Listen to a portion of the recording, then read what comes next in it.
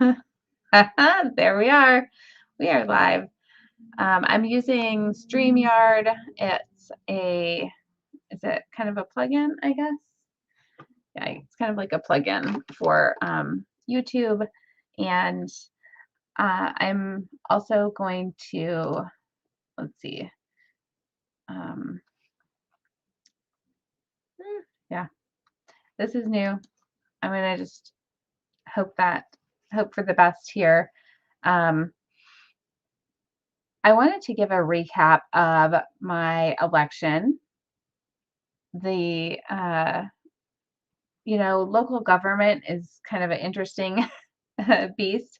I never tried anything like that before. I'd never run for office before, and I am an architect by trade. I have been a mom for like 10 of the past 15. Well, I've been a mom for the entire time I've had kids. My oldest is almost 18. But about, the last 5 years, I've gone back into architecture um, and have really focused on sustainable and environmentally conscious design. And so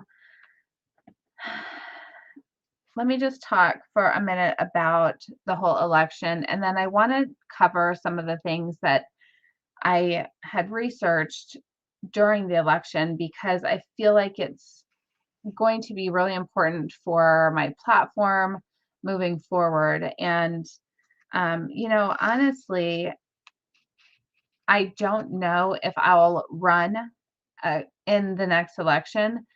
I'm actually kind of hoping that by then we have a better system that is working more for the people. But, those kind of, structural changes in our government happen at kind of a slower pace.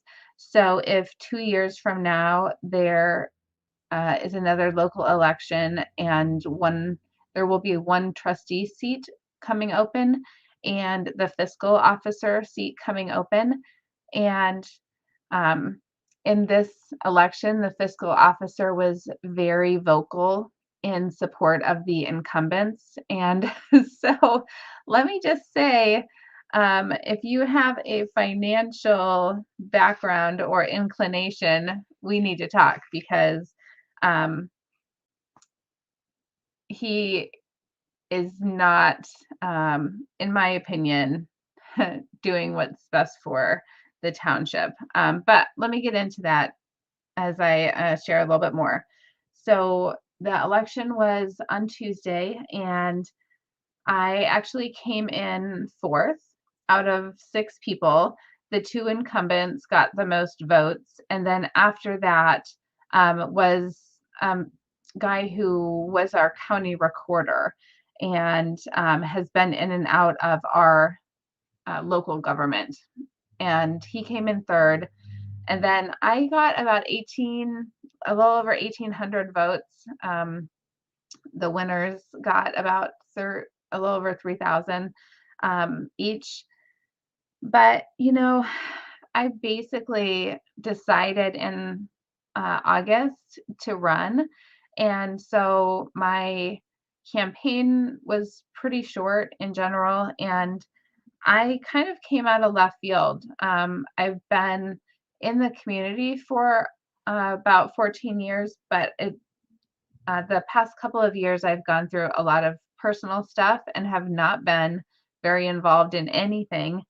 Um, and honestly, before that, had young children. So, not super active in the community previously or well known in the community, connected, if you will.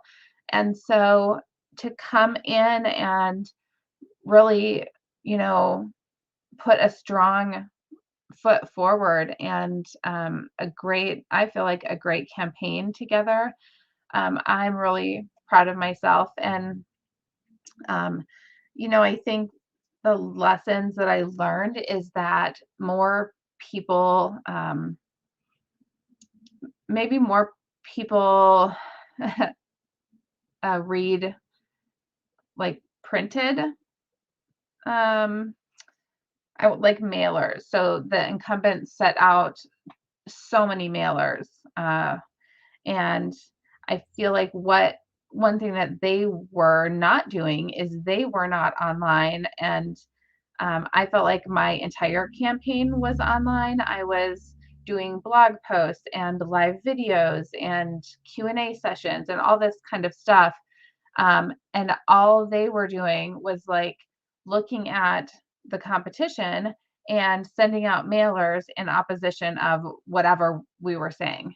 And not so much me. I feel like my campaign was pretty defensible. Is that the right word? Like I had, I had a lot of good ideas, and I don't feel like they could come and say like anything that I was over promising. Like all I was really promising the people was that I would listen and act on their behalf.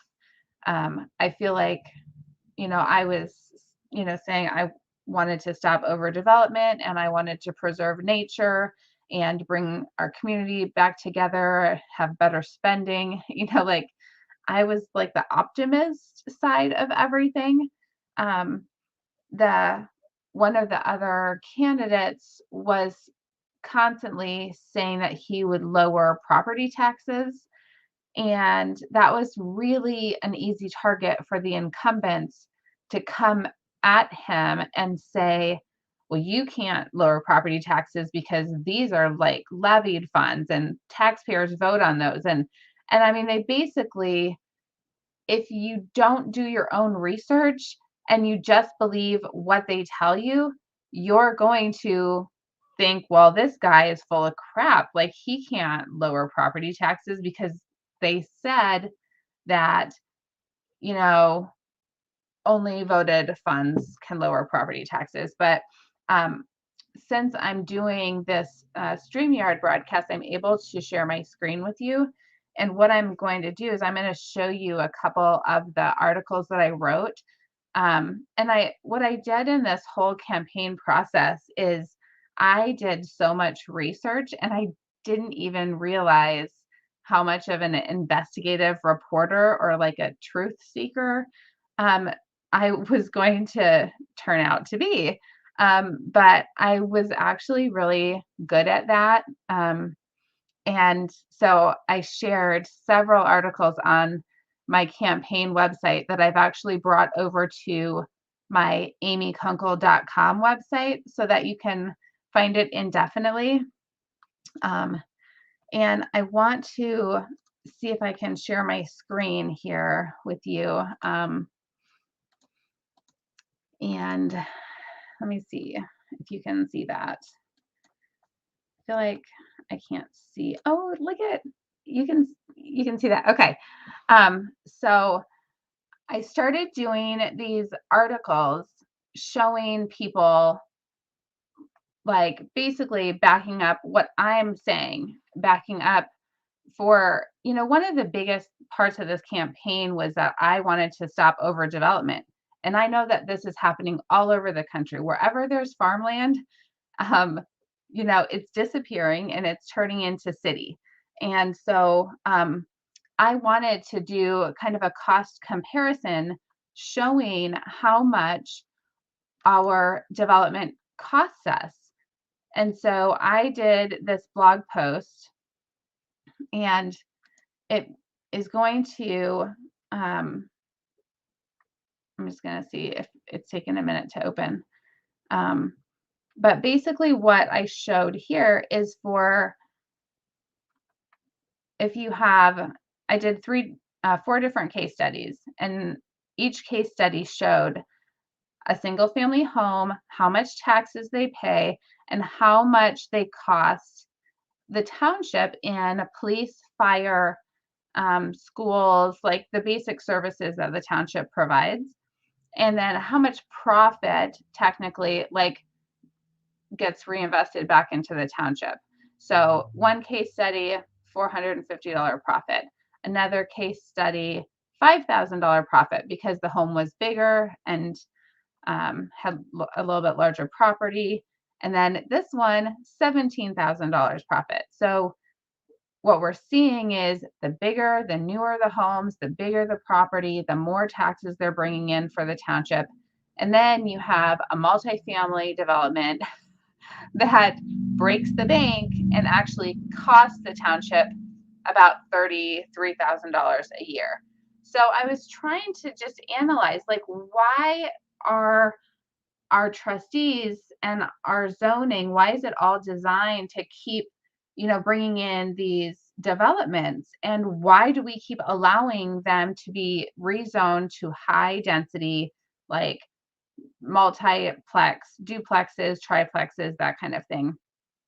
And what I found out was this right here, and it doesn't make any sense. This is not good for the people in the township.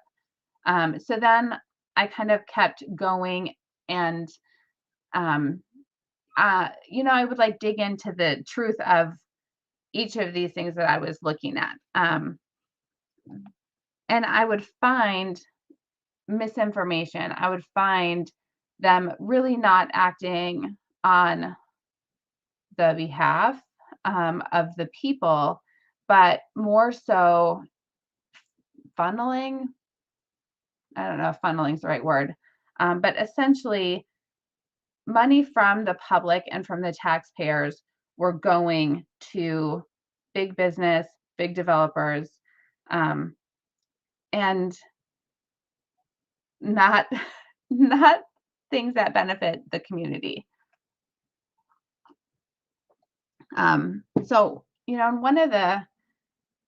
I think one of the biggest stories that I broke, I guess you could say, let me go back to it.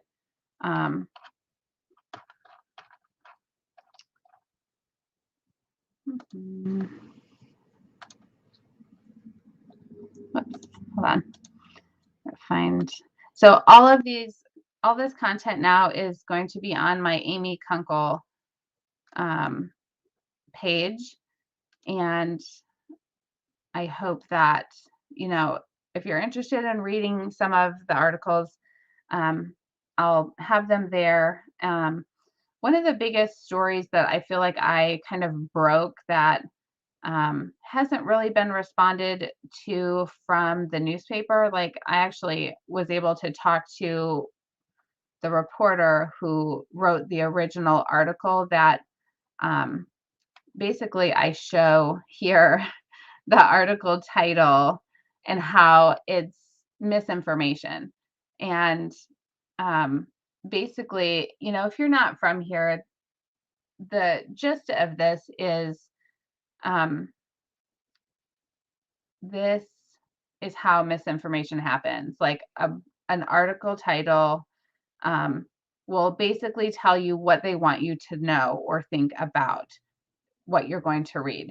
So this article title says senior housing, part of Greens at Belden. And so in the article, I essentially show you where it talks about the assisted living here in the blue and the residences at the Greens, which are apartments, and that's in the red. And so I'm just highlighting misinformation from what I believe is our township providing a press release to the newspaper, or possibly, I think in this case, they probably provided the press release to the newspaper because the man who wrote the article had no idea that it was not senior housing. So, this is kind of what I spent a lot of my election campaign doing, was basically pointing out misinformation from our trustees, the government that is supposed to be working for us, and how they are not working for us. This is the last example that I'm going to show, because I feel like this is something that we're going to see on a regular basis, and that is cryptic or misconstrued information. So this in purple is basically the meeting minutes for our trustee meetings. And this one in particular, it says resolution accepting the amounts and rates as determined by the Budget Commission. Well, that does not sound like anything interesting at all. But because I was there in the meeting and was able to use my context clues and some sort of offhand comments from the people that were talking, I figured out that this was actually, they were discussing our property values. So everyone got, an updated property value letter in the mail saying, yay, your property has increased in value. I think that it's inflated, and they're basically getting us on unrealized capital gains, which basically means you're not going to see that unless you sell your house. But they do continue to, increase the property values, and that technically transfers over to increased taxes. And so I really feel that in this meeting, which was right before the election, I feel like the trustees were hiding the fact that they were talking about our property values and how they're assessed, because if people realized that they had any control over that, their whole argument, the focus that they put on this other candidate and how he has no control over their property values or lowering property taxes, I feel like that would have completely debunked their argument against him. I hope that made sense. But basically, the current incumbents were claiming that they don't have anything to do with it. And right here in this meeting before the election proves that they at least get to have a say over, approving the amounts from the auditor. And so if you're interested in more, you can read this article. It's on my website. I am taking questions. If you're on live, you can say hi in the comments, leave a question if you have any for me. I'm just kind of going over a recap of the election and my experience of that. And then one of the other articles that I wrote that I felt like was also speaking to the tax levy information was, let's see, you can read these on your own, but I will just point this last one out. It's called Tax Levies and Lunch Money. And, basically, I am also debunking what the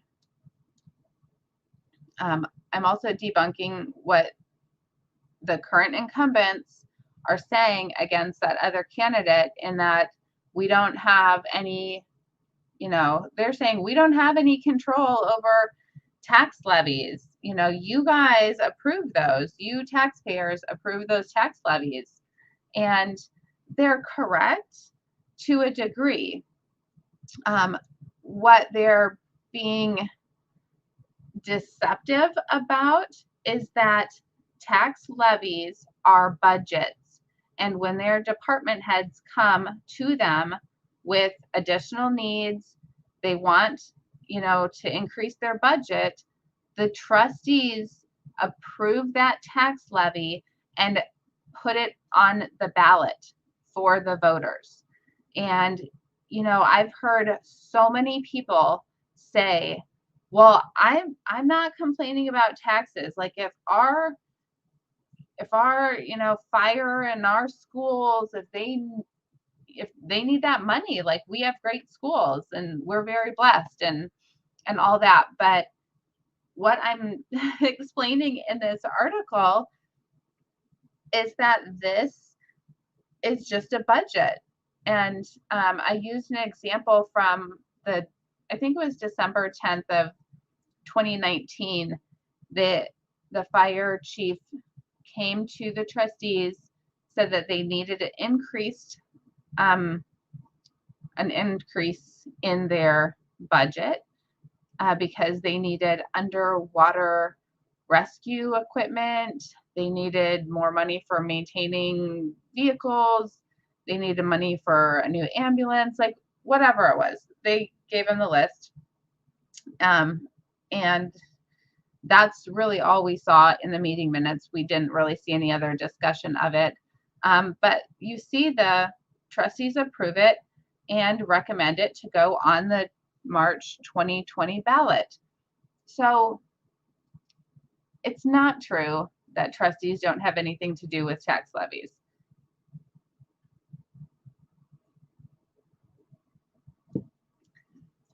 So, overall, I'm going to stop sharing my screen on that. I am so happy that I ran for Jackson Township trustee. I would do it again. I will probably run again in 2 years. There will be one seat open. Oh, hey guys, thanks for watching.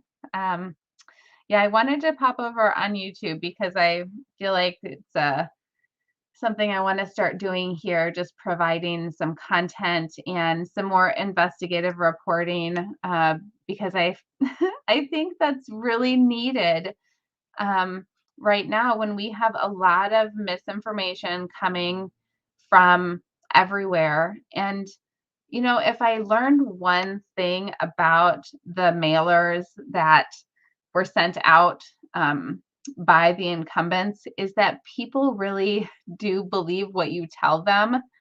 And I'm saying that with the utmost empathy and compassion because I I want to believe the best in people as well.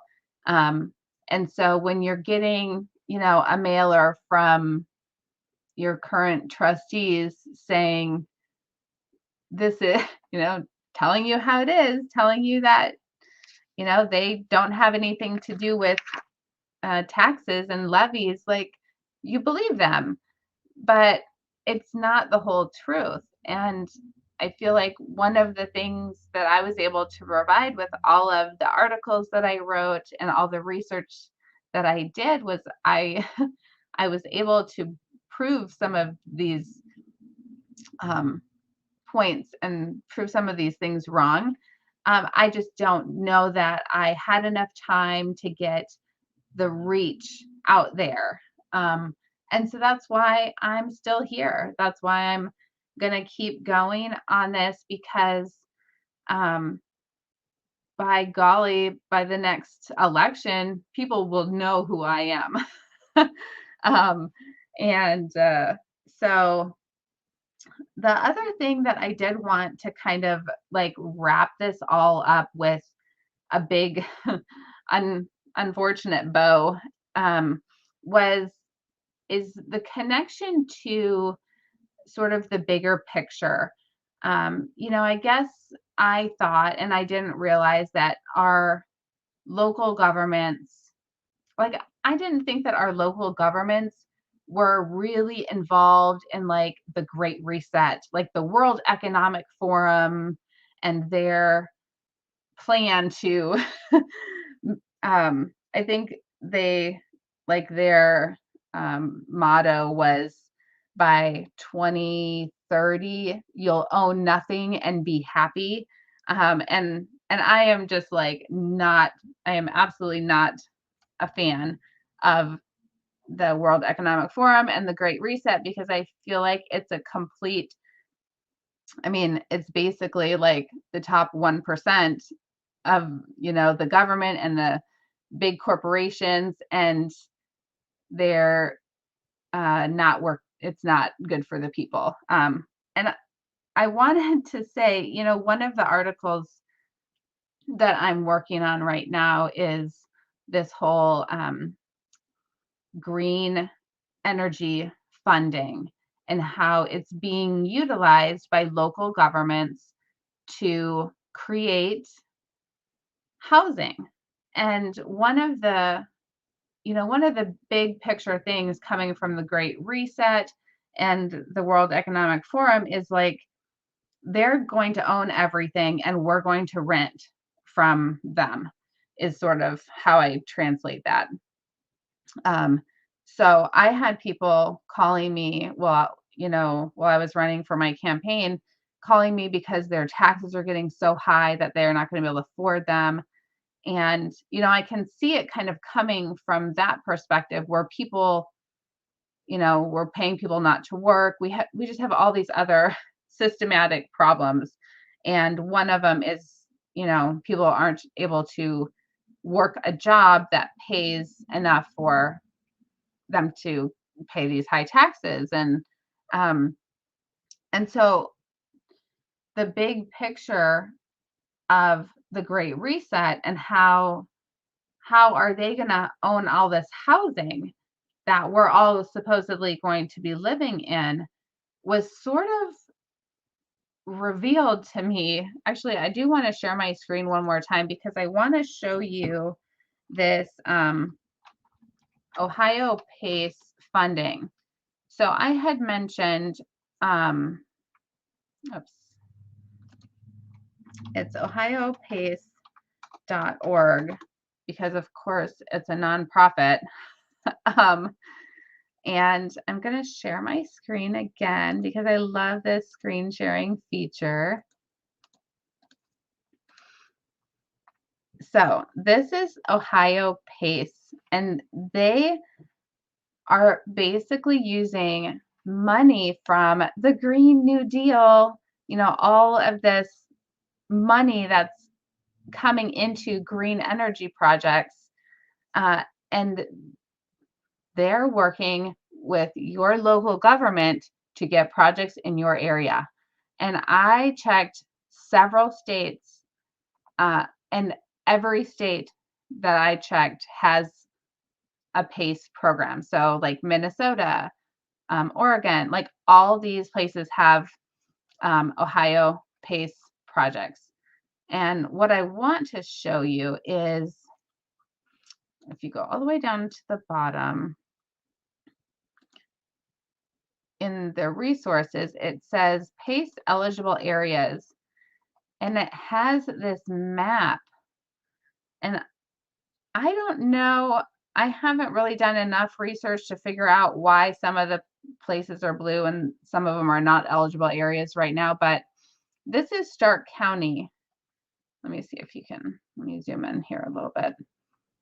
So this is Stark County. We have the Canton has an energy special improvement district, and Jackson Township has a energy special improvement district. And then, oh my gosh, Summit County has a bunch of energy special improvement districts. So essentially what's happening is the government is creating legislation that allows local governments to create an energy special improvement district. And in that district, a commercial property like an apartment building can have, I'm going to stop showing. Stop. An apartment building can use green energy money and be paid back by tax assessments on the property. So essentially, this little box that our township has created allows them to make this project happen in that area. They work with the owner, which is basically the contractor who's going to get the project, and they build it. And then the taxpayers, which is essentially the renters, pay back the mortgage on the property. And who gets the profit? Whoever wants it, because they have already selected their contractor and their, people that they're working with. And um, I shouldn't say whoever wants it, because I I just mean, they're handing the contracts and they're working with the people that they want to work with. And so essentially now we have this connection between like the Great Reset and how we're going to all be renting from the government. I don't know if it's renting from the government, but it's essentially, we'll own nothing. The people, the elite, the big corporations and the government will own everything, and we'll be renting from them. So I feel like this whole, you know, green energy project that we have here in our little township is just one of millions of projects like that all over, um, all over the country. And it's basically just getting money from the public into those private, corporate wealthy, making the wealthy people more wealthy. Um, so, in the end, I feel like the system is broken, and it's not that I'm not optimistic. I feel like we as citizens and people really have the ability and the opportunity to bring change, but I don't know that it's going to happen within the system that is currently in existence.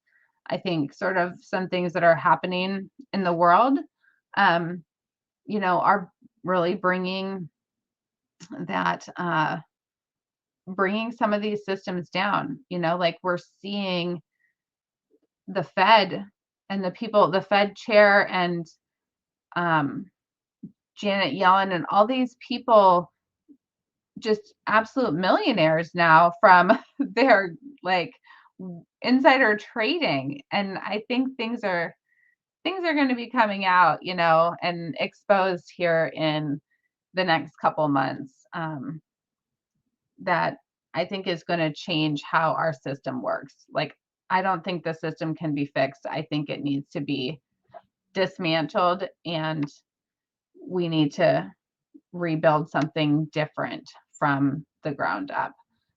So, but I'm here for it either way. Um, so yeah, let me see. Let me look through my notes and see if that's everything that I had to cover. Yeah, I definitely feel reinvigorated to be kind of a truth seeker. And, maybe my job for the next year or two is to go to all of these trustee meetings and just at every turn show the public what's actually going on and help to be that kind of mediator between the government and what they're doing and the people. And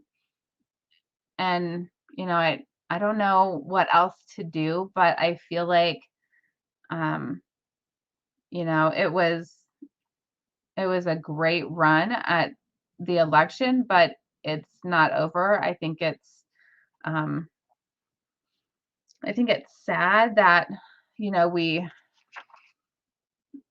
I don't know, it's sad that we have, kind of this entrenched, bureaucracy, but I still feel like we care and we are here to bring positive change. So, um, yeah, I'm I don't have anything else for today.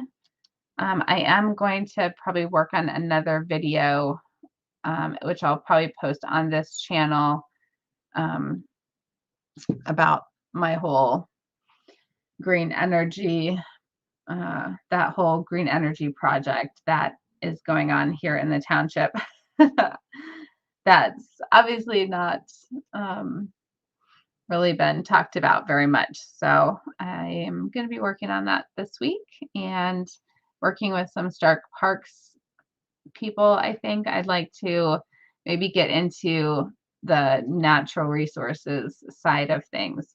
So, um, yeah, and I've got a meeting tomorrow with the startup that I am working with,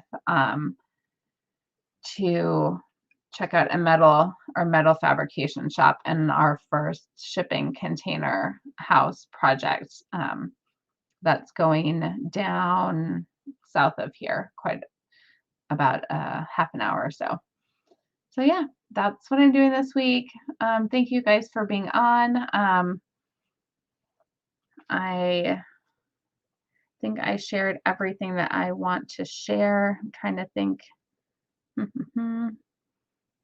Yeah, I definitely learned a lot and enjoyed meeting everybody and getting out there. And I think, you know, hopefully, if hopefully you'll see me around. I would love to do videos, or if there's anything that, you guys might be interested in learning more about. I think I would like to talk to our zoning administrator and see if maybe we can get some development standards changed. And, I think there's a lot that I can do even not as an elected official. So I'm really hopeful of that, and just, realizing that people that, take action and make things happen, like, can actually affect change in the world also. So, yeah, that's about it. I think I'll just end tonight. If you guys don't have any questions, thanks for being on. Um, and until next time, wait, let me see. Like, I, I did say something about talking about how we can be more self-sustainable, I think, which is something that I'm just kind of working on. Um, I think the key is being connected. So, we need community and we need each other. James says, yes, keep on being vocal, keep nagging the trustees. Yeah, you're fine. You don't have to have any questions. It was a good run. I mean, I'm really happy. Like, I'm happy that election's over. And I think I'm disappointed that people aren't very open-minded. I read a lot of the comments that people had about just keeping things the way they are. And I feel like the only reason that they really want to keep things the way they are is because they don't pay any attention to what's going on. It's like, it's if it doesn't affect me, I think some people maybe just disregard it. And I don't think people realize that a lot of these things, a lot of the overdevelopment and a lot of the, sucking our natural resources dry, like, I think people are going to start feeling some of that soon. And so, hopefully, uh, and maybe what I'll do, yeah, I definitely am going to keep on the trustees and look at, you know, how we can affect some change. A lot of people did mention um, like term limits and that kind of stuff. So there's a lot that we can explore. Um, And so hopefully we can just really engage more people to care about our township. Um, and maybe that means we form some kind of community group. So, yeah, maybe we can brainstorm about ways to just move forward together, because it was kind of exhausting doing a lot of this campaign um, myself. I did have two, sometimes three other women that were helping with my campaign, but I really took on like the burden myself, and I know that I don't need to do that. So, um, definitely getting some people together that are all interested in, the like-minded people together. So, um, all right, I'm gonna end so I don't just keep jabbering on. Um, Thank you guys for being here, and have a great week, and I will see you on the next video. Bye.